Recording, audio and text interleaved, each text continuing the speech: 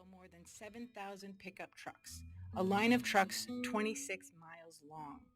Just imagine 26 miles of uneaten, wholesome crops. That's a marathon of nutrition. That amount is significantly higher than Salvation Farms had thought. But we are working to change this, and we can't do it without you. Visit salvationfarms.org to learn how you can get involved today. Help us work with Vermont farmers to meet a critical need of all residents in Vermont: to eat.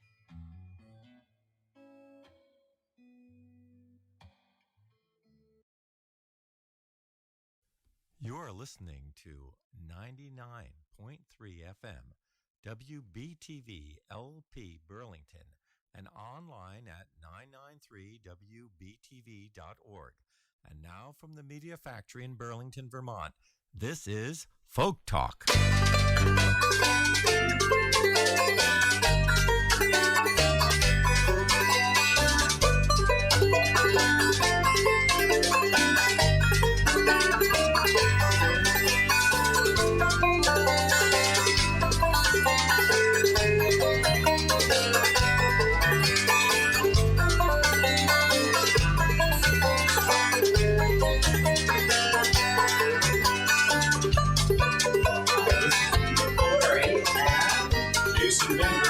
And we are right here at the Media Factory in Burlington, Vermont, and we're calling this show the Barn Dance After Party. Is that correct, Jason? That's right.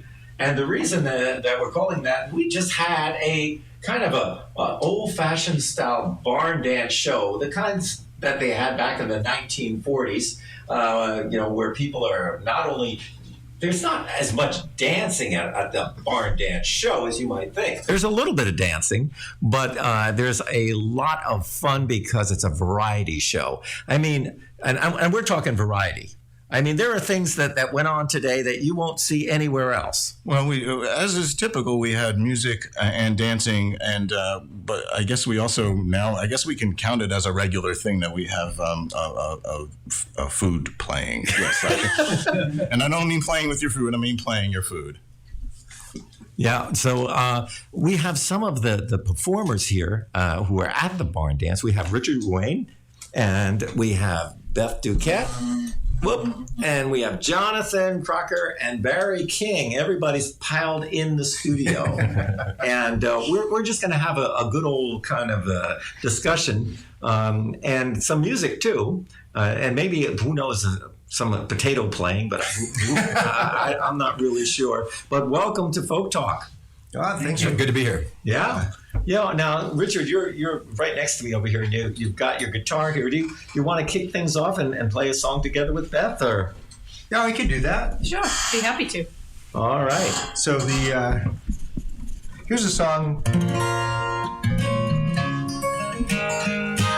This is a song that I wrote about my uncle, and he had he borrowed a bunch of money from my father and mother.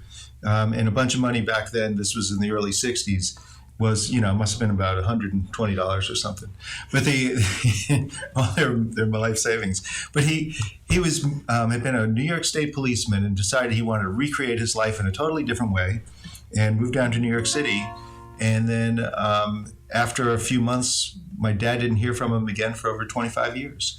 And so this is a song that I wrote about him making that phone call after all that time. It's called Will I Be Welcome?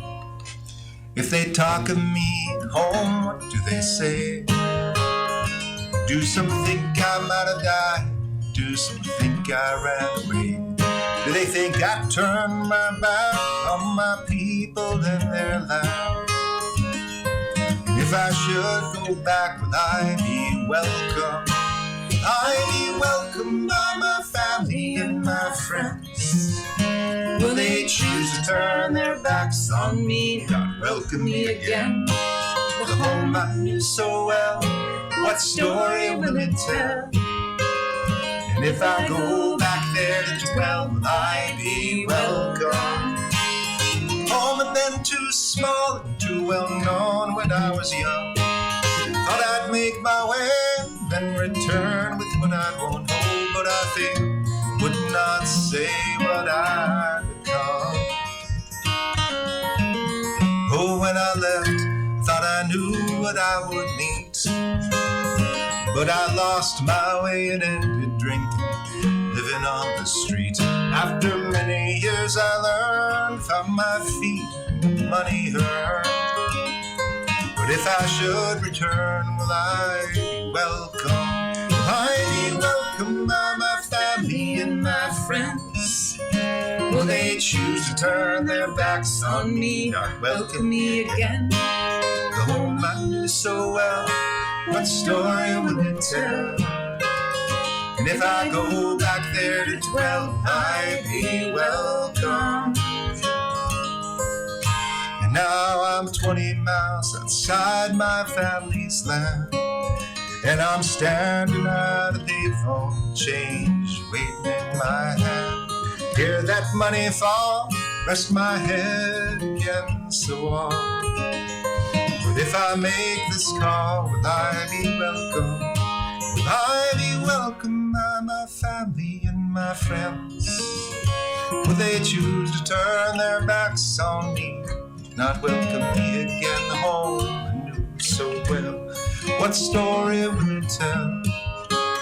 And if I go back there, well, will I be welcome? Will I be welcomed by my family and my friends? Will they choose to turn their backs on me, not welcome me again? The home I knew so well, what story will it tell? And if I go back there to dwell, I'd be welcome. If I go back there to dwell, will I be welcome? If I go back there to dwell, I'd be welcome. If they talk to me at home, what do they say? Do some think I might have died, do some think I ran away. Well, you know, you folks have been on Folk Talk. We've played your music a lot, and especially the song about the crows. Oh, the two crows. Mariana, my wife, loves that song. I mean, she made me listen to it. I mean, literally. Made you? Oh, we're so sorry. Three times or more. Then she made me read the lyrics like poetry. She was so impressed with that song. And we just played it recently on the NERFA program that we put together. And we spotlighted the Ripton Coffee House room because there was something very Vermontish going on over there late at night. As we tend to do. So Rik is talking about the Northeast Regional Folk Alliance Conference, and there are all these different what are called guerrilla showcases that happen in the hotel rooms. And if you missed the last week's broadcast, he did a great description of it, but it's just amazing that you walk down the hall of this hotel at, from like midnight on till 3 a.m, and there's just room after room after room with people in there playing music and people sitting down and listening and getting sleepier and sleepier, but they're still sticking at it. It's amazing. I think the thing that I wanted you to talk about is because you're both, not only performers, but you are people in our community that is really trying to get more music out in the community by working through the Ripton Coffee House. And I thought this is a good time for you to talk about what you do over at the Ripton Coffee House. Well, we've been doing the Ripton Coffee House. We're in our 25th year now. And when we started it, we figured it was going to last about 5 or 6 months and then peter out. And it's just been going great for all these years. And one of the things we do there is we start with an open mic. So we have 4 different slots of 12 minutes each, and that gives people an opportunity to play in front of a very great listening audience. There's usually, I think we average about 120 people a show in the audience. And then we have our featured performers. And Beth is the person who actually does most of the booking for the featured performers. She does a great job because people keep coming back. If I was doing it by myself, probably, it would have petered out, after a short while. But so we've got You want to tell them about? Yeah, so in December 7th, we do it the first Saturday of the month every month except for August, but next year we won't be doing one in July either in 2020. But December 7th, we have the Mark Tolstrup Band, and he plays in the style of, he's a blues artist, plays in the style of Son House and Lead Belly and Robert Johnson. Wonderful. And he'll be coming with his band, and Jill Burnham on vocals from the Saratoga area, as well as Tony Markellis on bass, who's a wonderful bassist from Vermont. Woody Strobeck on trombone, and Tony Orsino, I think I got that right, on fiddle. So, and Jill and Mark were just recent winners of the Regional International Blues Competition at Cafe Lena, which they will be going to Memphis for the international competition in January. So we're really excited for them, and we're excited to have them showcasing some of their great music at the Coffee House on the 7th. And we always have a variety of different artists that come here. So we try to make sure that we have a certain number of Vermonters that play for the Coffee House. That's kind of like one part of our original concept, was to make a space available for people who, especially from Vermonters who play out of state a lot and don't really get an opportunity to play in state as often as they would like to. So we try to book, about half of our artists from Vermont. But it's a total variety. You never know, it's not going to be all singer-songwriters. It's not going to be all like bluegrass bands. It's not going to be all jazz or anything like that. It's got a really nice variety. And we also have, we're in this lovely old meeting house in Ripton that dates back to the 1860s and has wonderful acoustics, a little small balcony. We recommend people go and check us out on the web. It's rcch.org for Ripton Community Coffee House.org, and so rcch.org. And good baked goods too. Oh, great baked goods! Yeah, I didn't know to. So we have every month we have a different nonprofit to create the baked goods, and sometimes we circle them through, and there's some really wonderful whoopie pies, and just it's pretty wonderful. So they get a piece of it too. They're able to have a fundraiser. Yeah, it's a bake sale for them. Yeah. Yeah. Well, we're talking about food. What a great segue. I looked at that and I said, Well, the next person in our studio here, Jonathan Crocker is someone that, it's hard to describe exactly who you are and what you do, but maybe you can tell us. Well, I guess the rubric I would go under, I'm a variety artist. I do a variety of things. My bread and butter has been working at Renaissance festivals for the last 30 plus years, where I do comedy shows, comedy theater.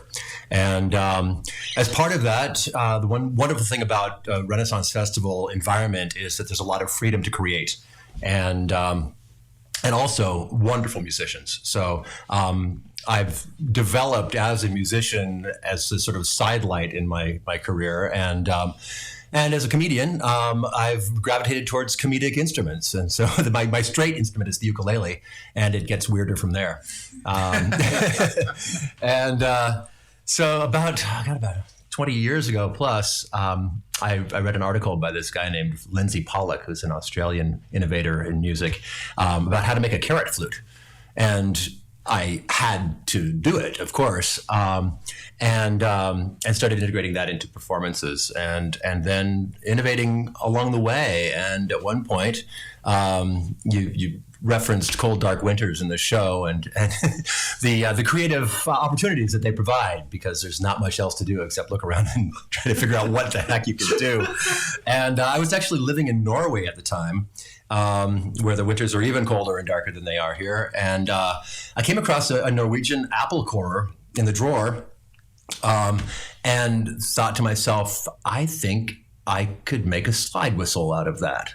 And So that set me off on a whole train of innovating and exploring. And the instrument I played today, my go-to melodic instrument, is a development from the slide potato. I call it the hydrophonic yam. I'll try to describe it to the listeners out there. Well, for the streaming, I don't think I'm not sure if you're. Well, it's right over here. The two components are a turkey baster and an actual yam, a sweet potato. I drill a hole in the yam, and then That's the boring part. That's the boring part. As I said, it comes with comedy. It starts and finishes with comedy, and there's a little bit of musical reference in between. I fill the turkey baster with cold water. Not one must do. Not hot turkey drippings. Never ever try this with hot turkey drippings. It's a bad idea. That's going to move out of the way. Yeah, it's a good idea. I mean, I've never done this in a control room before, so there's hazards everywhere. Yeah, don't worry about this thing. I'm sure it's waterproof. Yeah, yes. The tens of thousands of dollars worth of equipment that's around me there, and no peril, I'm sure. Okay. So I insert the turkey baster into the yam, having drilled a hole all the way through it. So it looks obscene, though. I am not responsible for what you're thinking or anybody else. It's just a sweet potato and a turkey baster. And by squeezing the bulb, the water goes up and down inside the sweet potato. And if you're just listening on the air, it sounds like this.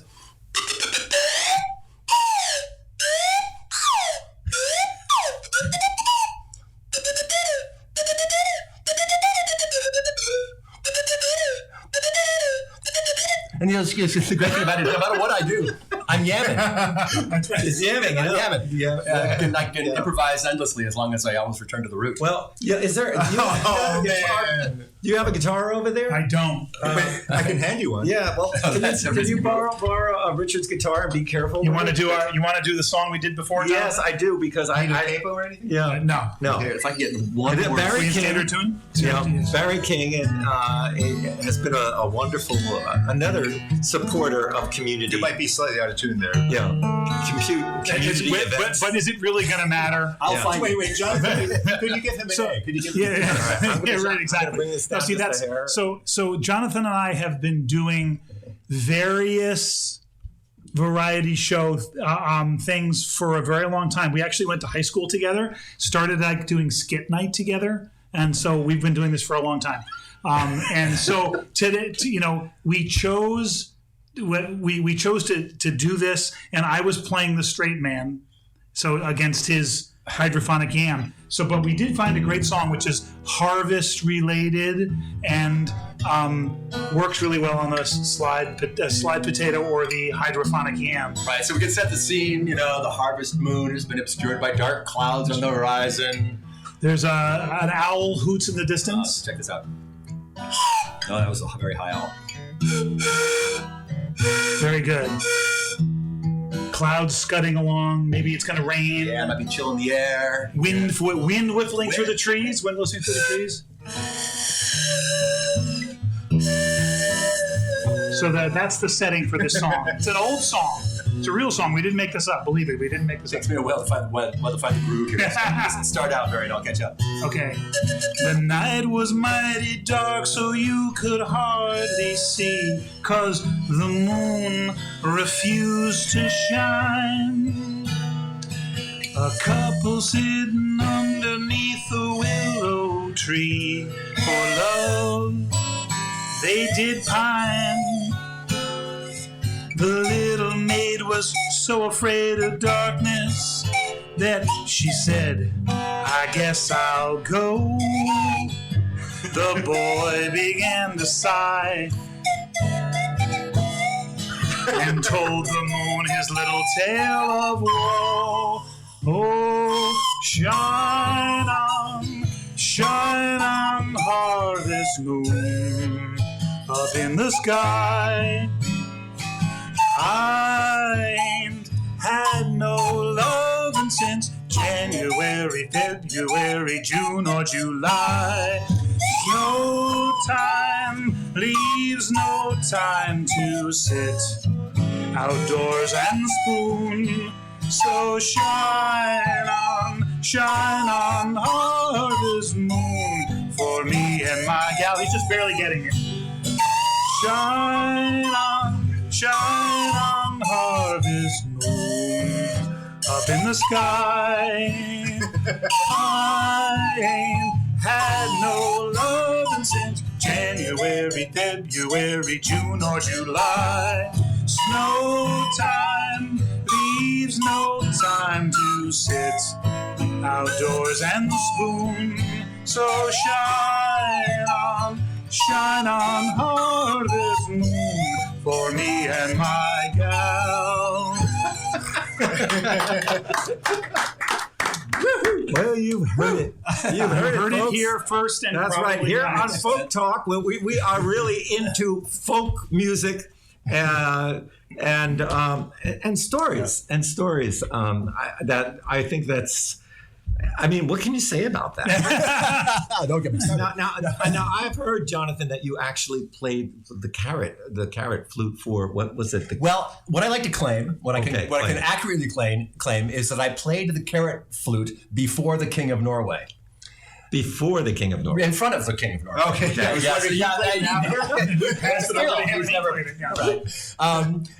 was at a medieval festival in Norway celebrating the 1000th anniversary of the founding of Oslo, playing with a German band that got me the gig because I knew them from Arizona, and that's the way the music industry works, right? And the King of Norway was there to dedicate this park that was being celebrated, and I was in the middle of making and playing a carrot flute with this band when a procession proceeded past us. And my friend from Germany said, I think that's the King of Norway. And just as I was tooting the carrot, and he was about 20 feet away, so there's no way he did not hear me play the carrot. And he was he was before me, so I guess I was before him in some level. And so the King of Norway has heard me play a carrot flute. I'm going to leave it at that. Wow. I tell you. Wow. I mean, what do you say? You know, it's I like- know. Crowned kings of Europe. That's right. That's right. You just have to admit a little bit of information, and it sounds really good. Yeah, they should have that workshop over at NERFA about playing different musical vegetables. I mean, there's a lot of vegetarians, and the motto of the vegetable instruments. Right, it's There is no failure, only soup. We call it pre-cycling. Pre-cycling. Right. You're still going to use the instrument for what it was going to be used for before, but before it. Yeah. Well, I know that this you is a can play. hard act to follow, but you probably have a song that you might be able to follow that with. Oh boy! And let's see if we can highlight Beth doing something on here, because Beth, she wears a lot of different hats. Also, she also is involved with the Festival on the Green. Yes, and so that's another thing that you can just briefly mention so people know what that's all about. So Middlebury Festival on the Green is an all-volunteer festival in its 42nd year in 2020, and it runs always the first Sunday after the 4th of July. Although next year, because of the way the calendar works, it'll be the 12th to the 18th of July, and it's all free. And it's a lunchtime performance, which Rik Palieri has done many times. It's wonderful, an hour for the kids, and then in the evening we have a 7 p.m. and an 8:30 show. And there's international performers and Vermont performers, and it's a great time. It's held on the Village Green in Middlebury, except this year it will not be because of downtown construction, and it'll be at the Middlebury Rec Park. So it's festivalonthegreen.org to check out what's coming up. Yeah, that's why I think it's really important, because people listen not only here on this radio station, but on Ron Olesko's Folk Music Notebook. So they're listening all over the United States and other parts of the world. And I think it's really important for people to understand that here in Vermont, we're always trying to find different ways of bringing music and making it part of our life. Barry King was involved with the Champlain Valley Folk Festival for many, many years. We all are, we are performers, but we also are trying to be those kinds of people who help create more opportunities for other musicians as well. And it's just a joy to be part of it. And you get to hear all of this music before it's happening. You're listening to everything, deciding who's coming, and then you get to be there and see everybody else enjoying it, which is a really wonderful thing to be part of. So So you have So should another. we do a song? Sure. What song would you like Well, to do? you know, You want to do I was thinking I Spy? it was probably maybe Two Crows. But you just played that last week, so Yeah, but it's always nice to hear it again. and it is Mariana. This is for you again, and Rick will just have to deal with it.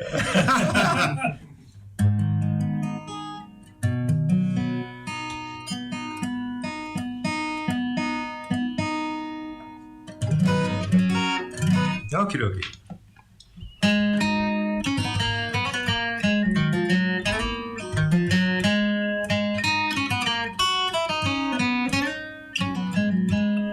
I fell asleep by Alder Creek and heard two crows begin to speak. By Alder Creek I heard two crows conversing.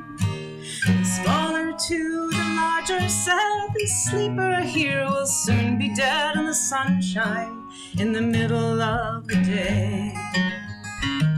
A mile upstream, the wild geese swam in a pond made by an earthen dam. The wild geese swam in a pond now close to burst, and that earthen dam is given way. The sleeper he will drown today in the sunshine in the middle of the day.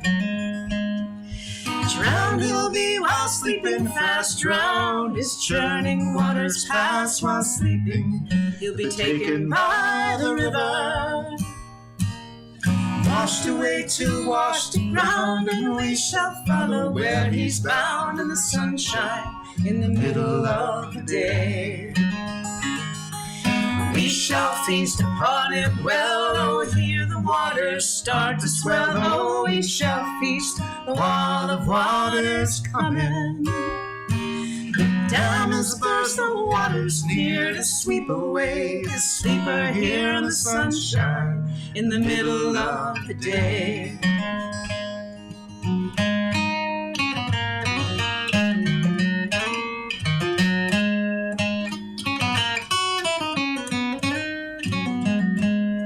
Then I awoke to hear the roar. I ran from that creek's deadly shore as rushing waters tried to overtake me.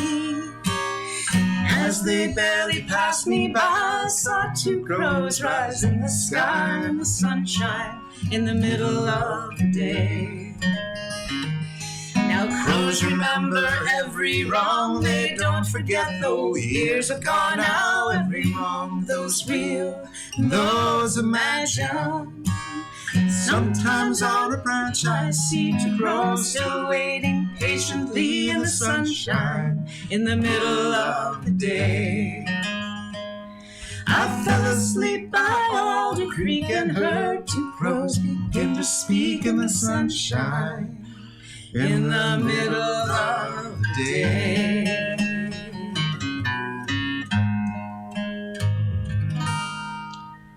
Richard, can you talk about how you wrote the song? Well, I didn't really mean to write a song when I wrote this song. I was actually, one of the early folk songs that I learned back when I was just I don't even know if I was even a teenager yet. I might have just been 12. But I'd fallen in love with English traditional music, and I was kind of moving back through time to medieval music.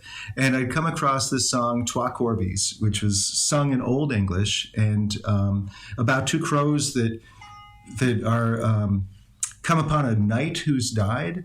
And they talk about how they're going to make use of all of his bodily parts, and the fact that no one is going to come for him, that his hawk is off hunting, his hound is, somewhere else, his horse is somewhere else, his lady is somewhere else with some other man, and it's just like, so they're just going to be able to, thick their nest with his hair, and I won't tell us what they're going to do with his eyeballs.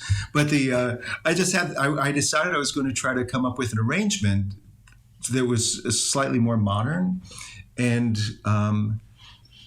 ended up just throwing that song out entirely and writing a different song about somebody sleeping. It's actually takes place in my backyard. So my house, there's a river that runs right alongside the house.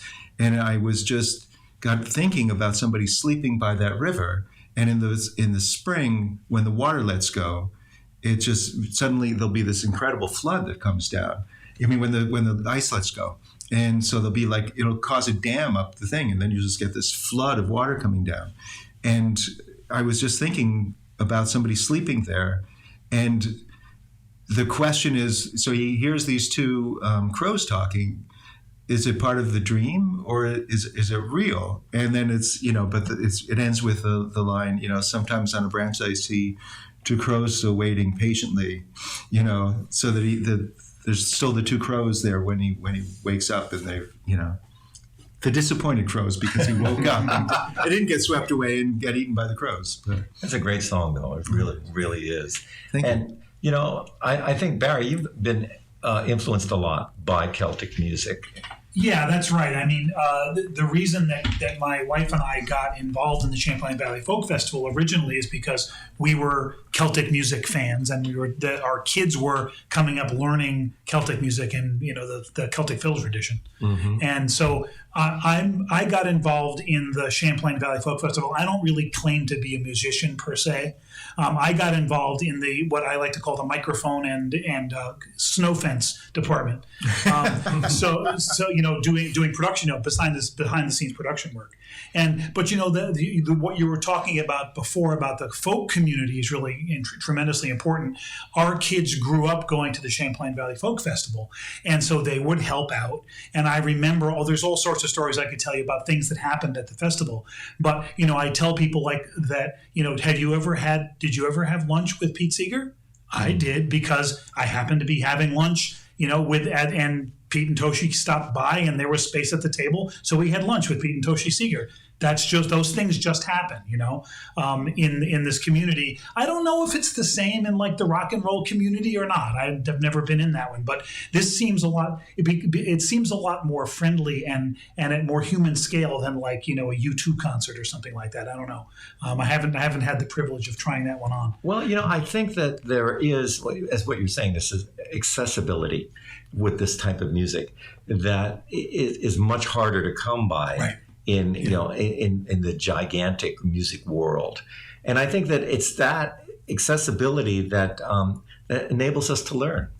And it's accessibility in human scale. Yeah. And so the upshot of that is that I spent time with people like you and Pete and Susie Hurd and a lot of other people, and started to learn a little more music. Mm-hmm. And so, now I've had more time lately to work on things that I've been putting off, including learning to sing songs. So, eventually I'll probably be able to claim to be a musician.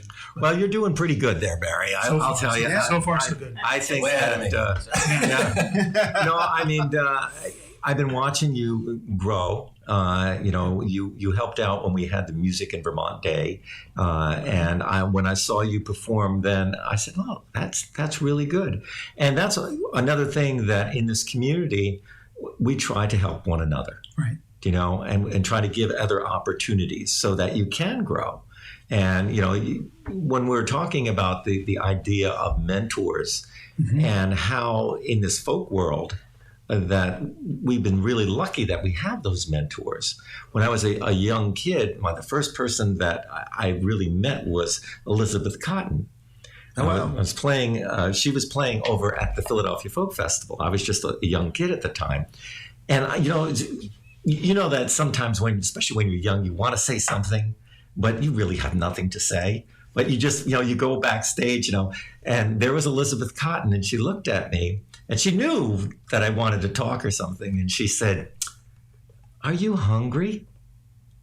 I said, "Am I what?" She said, "Are you hungry?" She said, "I was just about to sit down and have this bag of oranges. Would you come and share them with me?" And she spread out a blanket. And then we sat together. And she started peeling those oranges with those big, she had those, big black fingers, of hers, and she was peeling the oranges, and she would hand me a wedge, and she would talk about how she rode freight train when she was only 12 years old. And she said, "Now, doesn't that taste good?" And that memory just sits in your mind with so many of these different entertainers that were very accessible. And let's hope that the folk community stays that way, because there is a push to try to make the folk, some of the folk festivals, I'm not going to name any, but some folk festivals are really, you have to have a laminate badge to be able to sit and talk with the performers. Well, there would never be a Taj Mahal if that would have been in place. How could have he met Son House, learn from Elizabeth Cotton, learn from, all these different musicians? That's what we need. This is the big chain that Pete always talked about. We're all just a link in the chain, he would say over and over again. And it's true. And, I know how important it is, for your open mic. You probably don't realize what a gift that is to so many musicians. Well, because what's really nice is you have a respectful, quiet audience to listen and appreciate and applaud, and with a great sound system. Mm-hmm. So it's a lot of fun, and Jason has done our open mic several times. Yeah, and we really enjoy it. Yeah. Yep. Though we have had a couple people that have come to do the open mic who had done like the open mics in the bars, mm-hmm. and they I remember there's one guy who started into a song and he stopped and he goes and says, "I'm just not used to this. You guys are all listening. I have to really be careful of what I'm playing now." Yeah. I mean, it's great, but it was really fun. I think he was saying it more for comic effect, but yeah, it is very different from if you're playing at the open mics at bars. Now, and Jonathan, you're sitting there, and I can see the wheels are turning, mm-hmm. and you must have a story about in your own kind of career in Renaissance festivals. How does this all relate to you? It's interesting. What was coming to me is that it's all part of the same wheel. Is that there are these folk musicians. I know you're a member of the Rose Tattoo, and I've met a couple of your cohorts. Eddie Jeff Cahill is one of my musical mentors. He holds an open jam at the festivals that he performs at, and that's been a great part of my musical growth because it's welcoming. I mean, coming in as somebody learning ukulele, all I needed to do was be able to hold down one song, and I was welcome in the circle to lead it and learn what that was like, learn what it was like to have these masterful musicians, holding the beat and soloing, and how do you do that? How do you enter into that sphere? Well, you have mentors like you and like Eddie Jeff, and Jim Hancock is another one of, he's a folk musician I know who does the same sort of thing and hosts and holds the space so that learners can feel comfortable and grow, because that's how it works. Now, do you have your ukulele with you? Yeah, I have you do. You do. Yeah.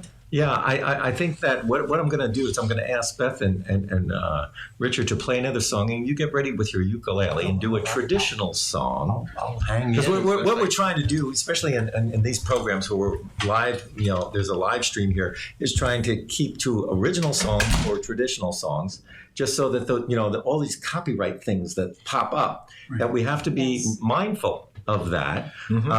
And especially on the wild, wild web. So why don't you do a song, and then we'll get. And Rick, before we do that, there's one thing that as you're talking about the wheels turning. One of the other things about the wheel and the mentors is that it seemed when I was first learning to play music, it seemed impossible that I would ever learn to write any. Mm-hmm. But in a similar way to the way that Jonathan was talking about learning to play and having that open space. Working with and getting to know people that have written songs, then it all of a sudden doesn't seem like it's just some impossible thing that, well, that's a thing that Bob Dylan or Paul Simon did and nobody knows how they did it. You talk to people at parties or whatever and ask, how did you write that song? Where did you get the idea? How did it come from? And you start to hear those stories, and that wheel turns too. And then you think to yourself, well, I could do that. Mm-hmm. I don't know if it's sort of natural the way it is to learn to sing or play, but it's another way of saying, like Jonathan was saying, leaving the space open to learn to do that. Yeah, well, it looks like we're going to get some instruments in here, so I'm going to get my banjo out here too, because I think we're going to have Beth and Richard's going to sing another song, and then I think we're going to do the Elm Street Blues. Is one of your favorites. The Deep Ellum Blues. Yeah. So let's say you have a guitar, Barry. You need a guitar. I'll go. While you're going to play something else, and then while we're getting ready for everything else. Yeah. Okay. Do you want to use this guitar? Because I'm not going to be using that guitar right great. now. What key are we in? That's the other thing you learn in circles is being able to know. I know just enough music theory, so if you can tell me what key I'm in, I'm good. That's as much as you need to know. Well, this one I think we're going to do Deep Ellum after, or should I be playing something? No, you do a song first, Okay. and then we'll have Jonathan lead. Well, this is a tune that there's several versions of the Cuckoo that's out there. So the traditional tune. Yeah. And this is a mashup of a couple of those. So here we go.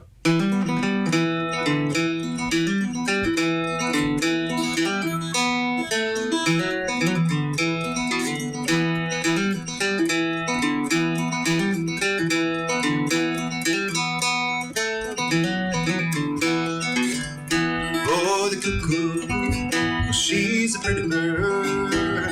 She warbles as she flies, but she never sings cuckoo. Sings cuckoo, sings cuckoo. Till the 4th day of July. Jack Diamonds, don't I know you? You've robbed my 4 pockets of the silver and the gold.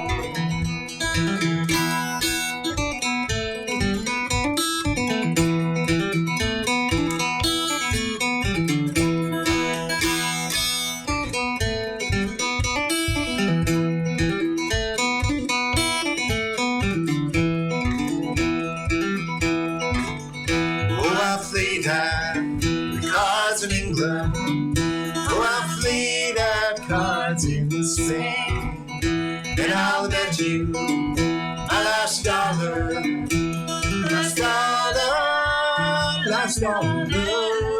I beat you by next game. Oh, the cuckoo, she's a pretty bird, wish that she were mine. Oh, she never drink the water, she'd only drink the wine.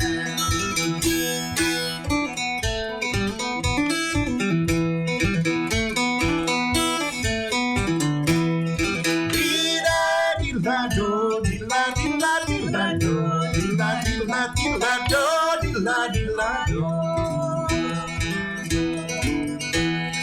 dee-da-dee-da-do.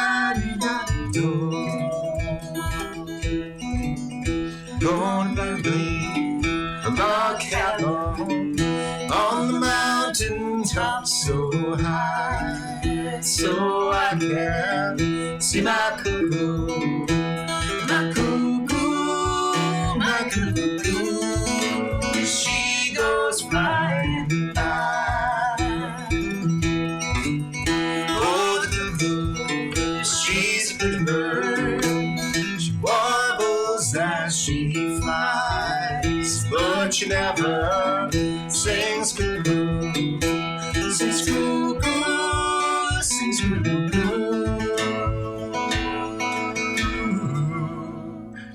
Till the 4th day of July. One of my favorites. I love that song. I love that song. Me too.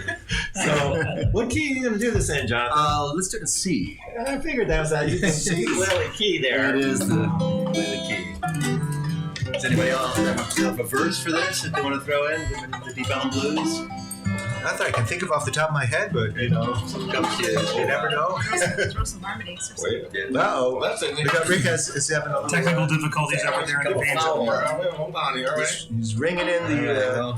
That's interesting. That never happened before. Well, Rick is unfouling himself from the banjo. I'll introduce the song here. This is the Deep Ellum. Let's see about that. The Deep Ellum Blues. Deep Ellum is the end of Elm Street in Dallas, Texas. And this is just so amusing here. It's hard to tell. This is weird. He's free. All right, now. So it's a Dallas Blues song called the Deep Ellum. Deep Ellum. Play your C. Hold on.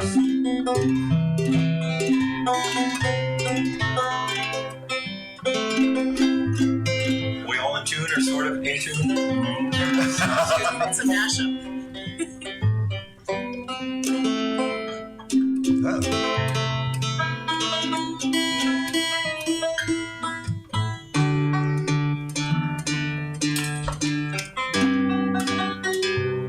It's the best part of the show. That's always entertaining. We're close. But remember, folks, we tune because we care.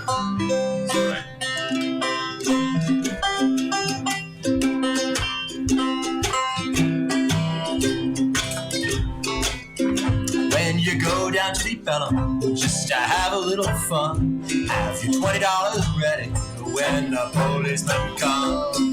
Oh, sweet mama, your daddy's got them Deep Ellum blues. Saying, oh, sweet mama, your daddy's got them Deep Ellum blues. When you go down to Deep Ellum, keep your carburetor clean. The women in Deep Ellum will sell you dirty gasoline. Oh, sweet mama, your daddy's got them Deep Ellum blues. Oh, sweet mama, your daddy's got them Deep Ellum blues. Play one now. Rick.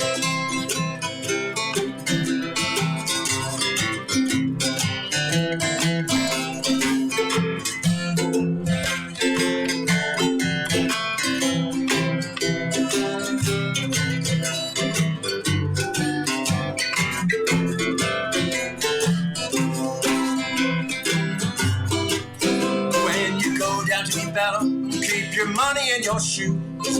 The women in Deep Ellum got the Deep Ellum blues. Oh, sweet mama, your daddy's got the Deep Ellum blues. Oh, sweet mama, your daddy's got them Deep Ellum blues. Conversely, when you go down to Deep Ellum, keep your money in your socks. The women in Deep Ellum gonna throw you on the rocks. Oh, sweet mama, your daddy's got them Deep Ellum blues. Oh, sweet mama, your daddy's got them Deep Ellum blues. You got that banjo right, Rick?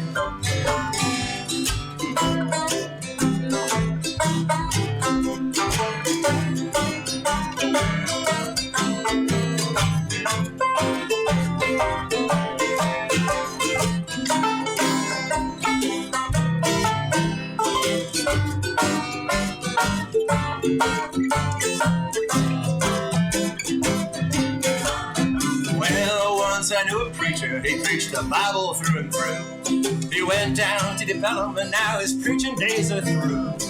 Oh, sweet mama, your daddy's got them Deep Ellum blues. Oh, sweet mama, your daddy's got them Deep Ellum blues. Well, once I had a girlfriend, she thought the world of me. She went down to Deep Ellum, now she ain't what she used to be. Oh, sweet mama, your daddy's got them Deep Ellum blues. Oh, sweet mama, your daddy's got them Deep Ellum blues.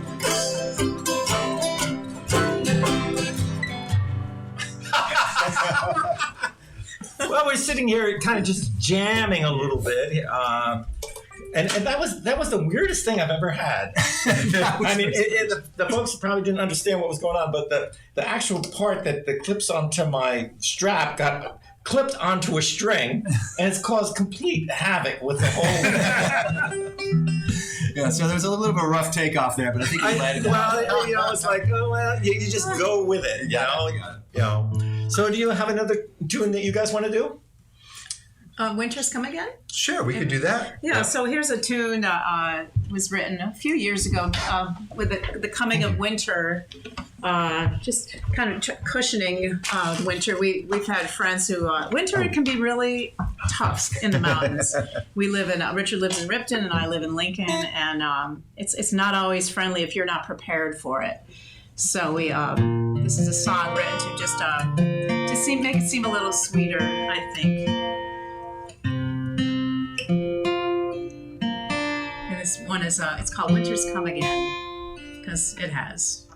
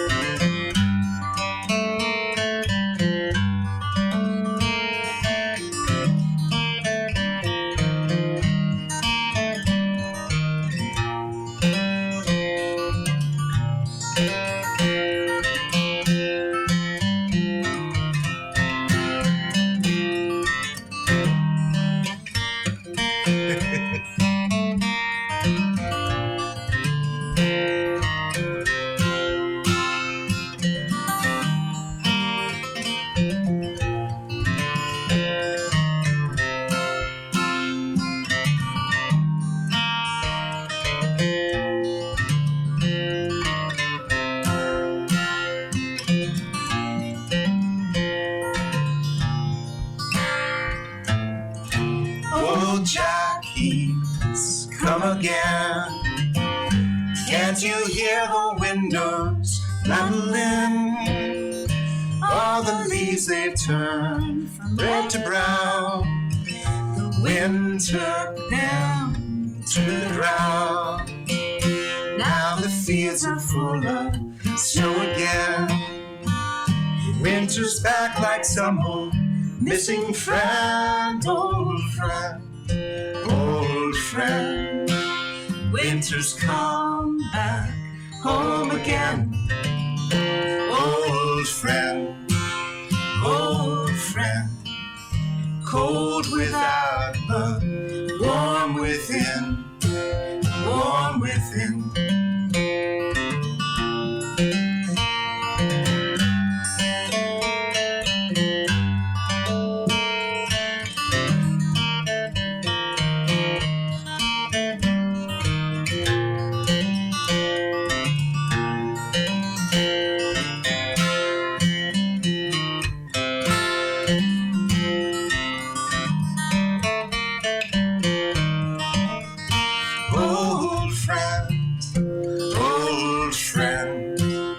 Winter's come back home again. Old friend, cold without but warm within, warm within, warm within. All right, that's Richard Ruane and Beth Duquette. And we are live here at the Media Factory in the south end of Burlington, Vermont. This is 99.3 FM, WBTV-LP Burlington, streaming online at 993wbtv.org. And we're also on the Folk Music Notebook, folkmusicnotebook.com, Ron Olesko's 24/7 folk music station.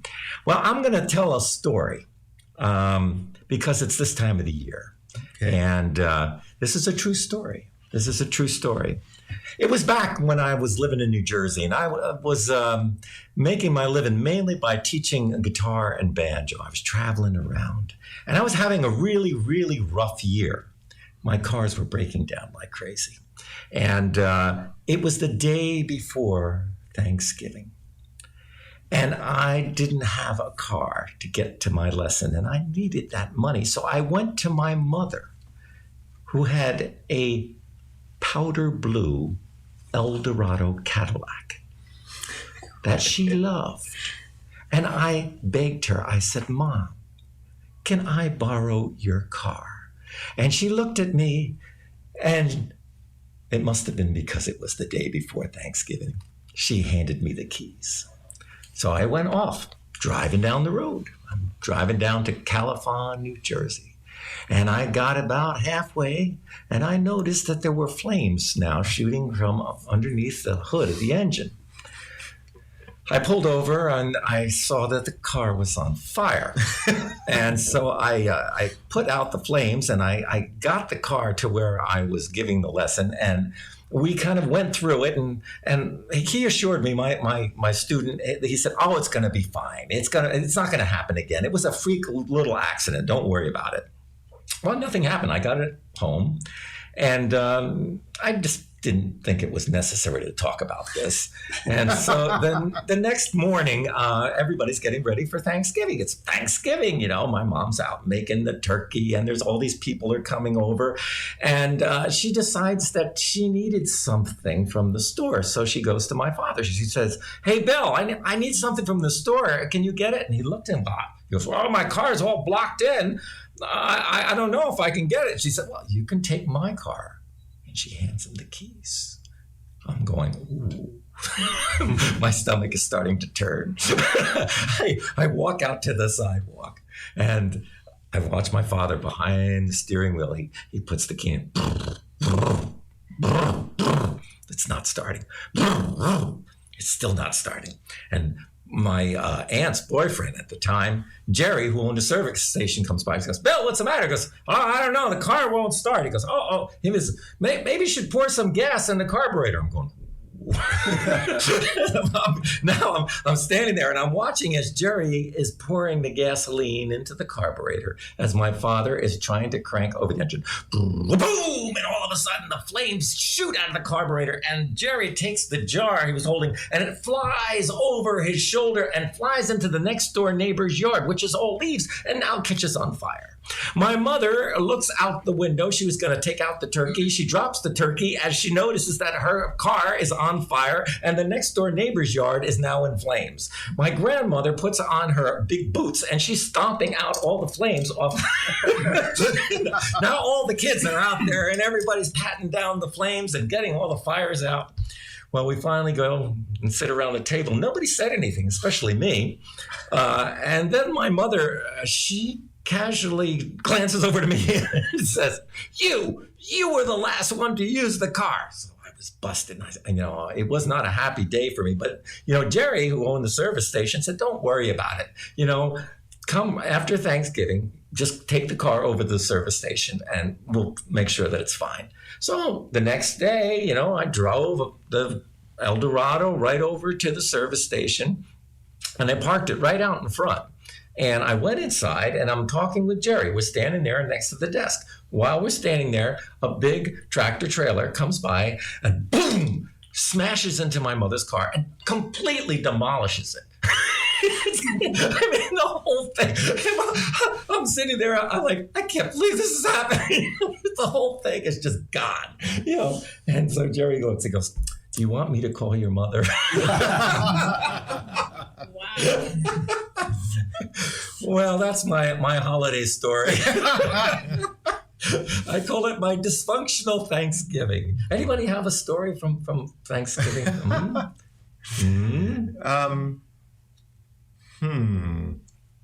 I was once in England, in London for Thanksgiving. I did it like a junior year abroad when I was in college, and I had a bunch of friends that I'd made by the time Thanksgiving came around, but they're all English, and I knew like a couple people who were I got in touch with who I had sort of known who were from the States, and they all had other things that they were doing, and so I couldn't get together with anybody. And oddly enough, the thing that made me feel most it is like being home, for being a Thanksgiving. I actually went and saw Jesus Christ Superstar in the West End because there were like all these hippies with incense burning, and it reminded me of what it was like back in the States, Oh, God. Back in good old Vermont. Yes, exactly. Well, we only have a few minutes. You want to take us out with a song that we can all sing along with you or something? An old song? Well, I think you would be the one to come up with one of those. Yeah. And I'll just just started because my band is still kind of recuperating from the string incidents. Would you like a guitar and I can use the tenor? No. You go ahead and sing it. Go ahead. Okay. Which one would you like to do? Hand me.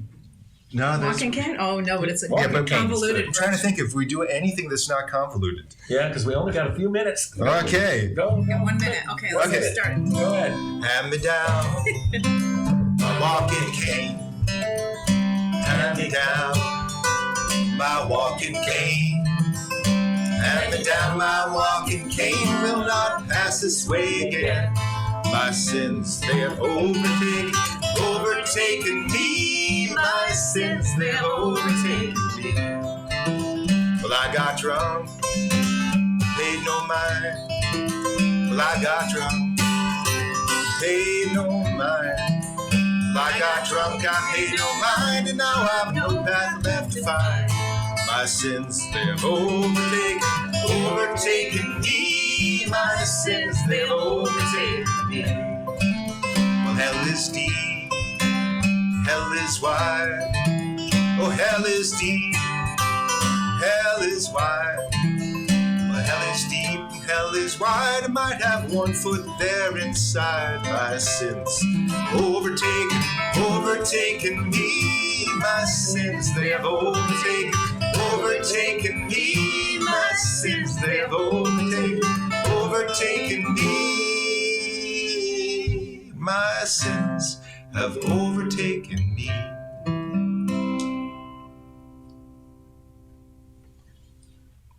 EW Conundrum Demure. On this week's episode, we feature a grand conversation with Yale University professor Dr. Paul Walsh. And we talk with Paul about, first of all, how do you pronounce dramaturge? Turg, you'll find out.